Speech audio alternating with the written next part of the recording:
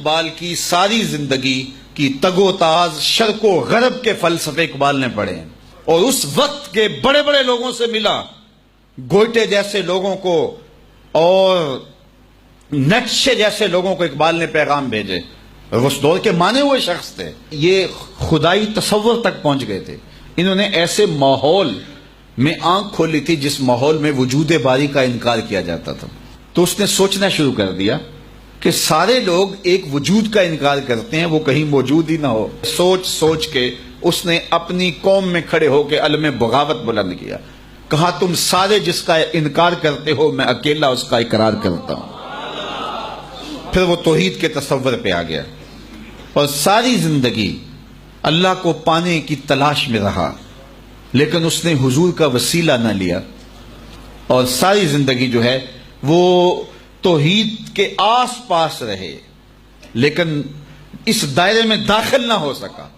اس لیے کہ اس نے حضور کے بغیر خدا تک پہنچنا چاہا۔ اقبال نے کہا ایک مقام پہ، کاش بودے در زمانے احمدے تا رسیدے بر سرودے سرمدے، کاش کہ وہ شیخ احمد مجدد الف ثانی کو مل لیتا اور وہ اس کو بازو سے پکڑ کے خدا کی دہلیز تک، مصطفیٰ کی دہلیز تک پہنچا دیتے، اور مصطفیٰ جان رحمت خدا کی چوکھٹ تک پہنچا دیتے۔ تو بغیر مصطفیٰ کے خدا تک پہنچنے کا تصور ہی نہیں ہے،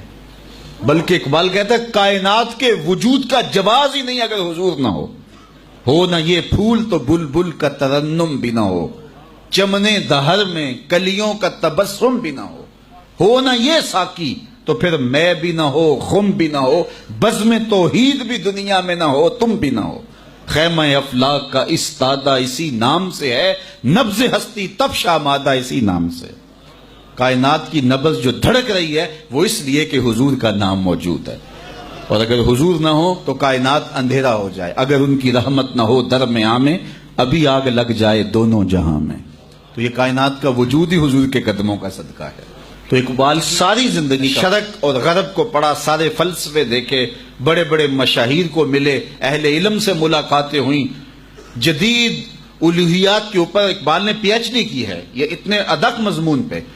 لیکن اس کے باوجود اقبال نے سب کچھ پڑھنے، لکھنے، سمجھنے، سوچنے، جاننے، بوجھنے، شرق کو بھی دیکھا، غرب کو بھی دیکھا، امراء کی مجلس میں بھی بیٹھے، غرباء کی صحبت میں بھی بیٹھے، فقیروں کے پاس بھی آئے، درویشوں کے پاس بھی گئے، علماء کے پاس بھی گئے، تنہائیوں میں بھی وقت گزارا اور راتیں جاگ جاگ کے بھی بسر کی، داتا حجویری کی چوکھٹ پہ بھی آتے رہے، حضرت خواجہ نظام الدین اولیاء کی چوکھٹ پہ دہلی بھی حاضر ہوئے، شیخ احمد مجدد الف ثانی کی چوکھٹ پہ بھی حاضر ہوئے۔ بہت کچھ خلاصہ کیا ہے، ایک کتاب اللہ سے ضبط قائم کرو، ایک رسول کریم سے وفا کے رشتے کو مستحکم کر لو۔ جب حضور سے وفا ہوگی تو پھر پوری کائنات تم مسخر کر لو گے۔ ہر کے عشق مصطفیٰ سامان اوست، بحر و بر در گوشائے دامان اوست۔ اقبال کہتے ہیں کہ عشق مصطفیٰ جس کا سامان زندگی ہے، بحر و بر اس کے دامن کے ایک گوشے کے اندر سمٹ کے آ جاتے ہیں۔ اور پھر جہاں اقبال بات ختم کرتے ہیں کہ محمد سے وفا تو نے تو ہم تیرے ہیں، اقبال کی زبان ہل رہی ہے، لہجہ اقبال کا ہے، مفہوم ادھر سے اتر رہا ہے کہ محمد سے وفا تو ہم تیرے ہیں، یہ جہاں چیز ہے کیا لوح و قلم تیرے ہیں۔ کہا میرے محمد عربی کے بن جاؤ پھر ہم تمہارے ہوں گے، یہ کافر ہمارے لگتے کیا ہیں، ان کو ہم کیوں نوازیں گے، تمہیں نوازیں گے، لیکن شرط یہ ہے میرے محمد کے نوکر تو بن کے دکھاؤ۔ وَأَنْتُمُ الْعَالَوْنَ إِن كُنْتُمْ مُؤْمِنِينَ، تم ہی سر بلند ہوگے اگر تم میرے نبی کے بن کے دکھاؤ نا۔ وَأَنْتُمُ الْعَالَوْنَ، تم ہی سر بلند ہوگے کہ محمد سے وفا تم نے تو ہم تیرے ہیں۔ یہ جہاں چیز ہے کیا لوح و قلم تیرے، یہ دنیا کیا ہے، یہ جہاں کیا ہے، یہ حکومتیں کیا ہیں، یہ تخت و تاج کیا ہوتے ہیں، یہ بادشاہتیں کیا ہوتی ہیں، ہم قلم بھی تمہیں دے دیں گے، تختی بھی تمہیں پکڑا دیں گے، پھر جو لکھنا ہوا خود لکھ لینا، شرط ہے کہ وفا کا رشتہ رسول اللہ سے مستحکم ہو جائے۔